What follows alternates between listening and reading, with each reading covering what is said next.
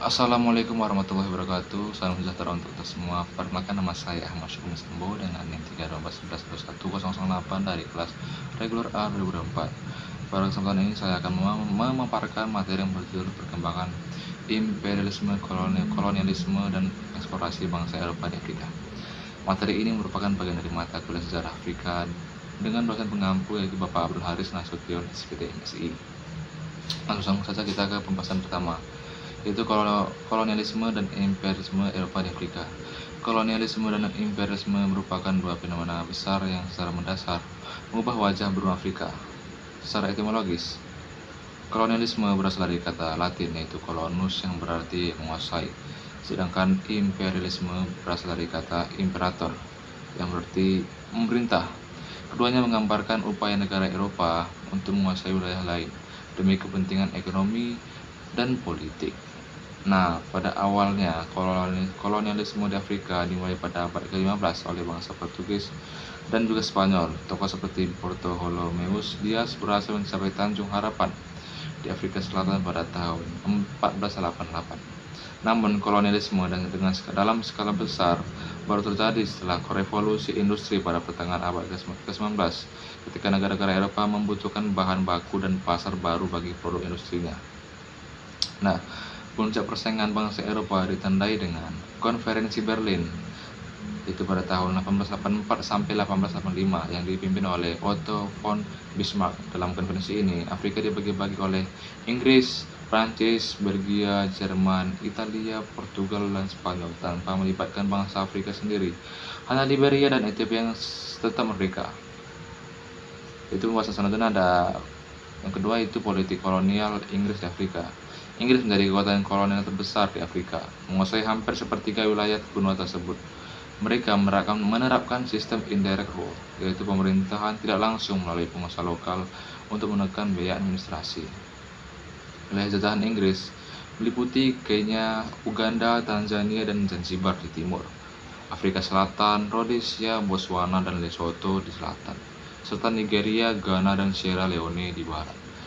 Tujuan utama Inggris adalah membangun jalur koloni dari Cape Town ke Kairo, menghubungkan koloni dari ujung selatan hingga ke utara Afrika. Eksploitasi ekonomi menjadi inti kebijakan kolonial Inggris. Di Afrika Selatan, tambang emas dan berlian dieksploitasi besar-besaran. Di Kenya dan Rhodesia, tanah subur dikuasai pemukim Eropa untuk perkebunan teh, kopi, dan juga tembakau. Bahkan sistem apartheid itu berasal yang ada di Afrika Selatan itu merupakan warisan kebijakan kolonial Inggris yang menanamkan diskriminasi rasial. Lanjut ke materi ketiga, politik kolonial Inggris, politik kolonial Prancis di Afrika. Berbeda dengan Inggris, Prancis menerapkan kebijakan asimilasi yang bertujuan menjadikan koloni sebagai bagian integral dari Prancis. Penduduk pribumi didorong untuk mengadopsi bahasa, budaya, dan gaya hidup Prancis, meskipun hanya segelintir elit Afrika yang diakui sebagai warga negara Prancis. Wilayah kekuasaan Prancis mencakup Aljazair, Tunisia, dan Maroko di Afrika Utara, Senegal, Mali, Niger, Chad, dan Pantai Gading di Afrika Barat, serta Gabon, Kongo, dan Madagaskar di Afrika Tengah dan juga Timur. Pemerintahan kolonial Prancis bersifat sentralistik dengan gubernur jenderal yang memiliki kekuasaan mutlak. Mereka membangun infrastruktur seperti jalan dan rel kereta api hanya untuk kepentingan ekonomi kolonial. Bahasa Prancis dijadikan bahasa resmi administrasi dan pendidikan, dan hingga kini banyak negara bekas jajahan Prancis masih menggunakannya. Nah, lanjut ke materi pembahasan keempat, yaitu konflik antar bangsa kolonialis Eropa. Nah, persaingan antar bangsa Eropa di Afrika seringkali memicu konflik. Salah satu contohnya adalah krisis Voshoda tahun 1898, di mana pasukan Inggris dan Prancis hampir berperang memperebutkan Sudan Selatan. Setelah negosiasi panjang, Prancis akhirnya mundur. Selain itu, terjadi Perang Boer dari tahun 1899 sampai 1902 antara Inggris dan pemukim Belanda di Afrika Selatan. Perang ini sangat brutal. Bahkan Inggris membangun kamp konsentrasi yang menewaskan puluhan ribu warga sipil. Negara Jerman yang terlibat ikut kolonisasi juga menimbulkan tragedi kemanusiaan, yaitu di Namibia. Jerman melakukan genosida terhadap suku Herero dan Nama antara tahun 1904 hingga 1908 setelah Perang Dunia Pertama. wilayah jajahan Jerman dibagi kepada Inggris dan Prancis. Lanjut ke materi yang terakhir atau pembahasan yang terakhir. Eksplorasi bangsa Eropa di Afrika. Eksplorasi bangsa Eropa pada abad ke-19 membuka jalan bagi kolonialisme besar-besaran. Tokoh pentingnya antara lain David Livingstone, seorang misionaris dan penjelajah Skotlandia yang menjelajahi sungai Zambezi dan menemukan air terjun Victoria.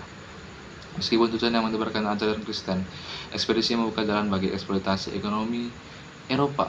Selain itu, Henry Morton Stanley menjelajahi sungai Kongo atas perintah Raja Leopold II dari Belgia, yang kemudian menjadikan Kongo sebagai milik pribadi.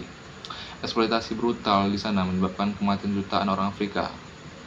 Nah, eksplorator lain seperti Mungo Park, Richard Burton, dan John Speke turut memetakan wilayah sungai besar seperti Niger dan Nil. Namun hasil eksplorasi mereka justru digunakan oleh negara Eropa untuk memperkuat kontrol kolonial. Nah, kolonialisme meninggalkan dampak mendalam bagi Afrika.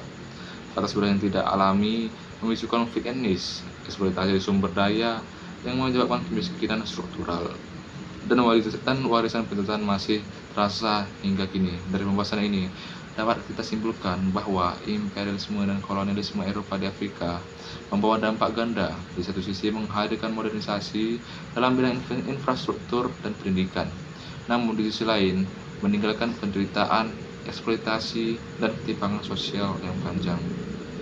Demikian pemaparan saya tentang perkembangan imperialisme, kolonialisme, dan eksplorasi bangsa Eropa di Afrika. Terima kasih atas perhatian teman-teman semua. Saya tutup dengan wassalamualaikum warahmatullahi wabarakatuh.